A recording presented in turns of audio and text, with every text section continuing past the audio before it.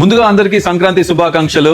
మనం రోటి పచ్చడి ఎలా చేసుకున్నామో ఈ వీడియోలో చూద్దాం. ఒక కప్పు శనక్కాయలు వేసుకుందాం. ఆయిల్ వేసుకోవాలి, మిరపకాయలు వేసుకోవాలి, కట్ చేసుకున్న ఎర్రగడ్డలు వేయాలి, ఇది తెల్లవాయలు వేసుకోవాలి, వేసుకున్న టమాటో వేసుకోవాలి, పల్లీలు దంచాలి,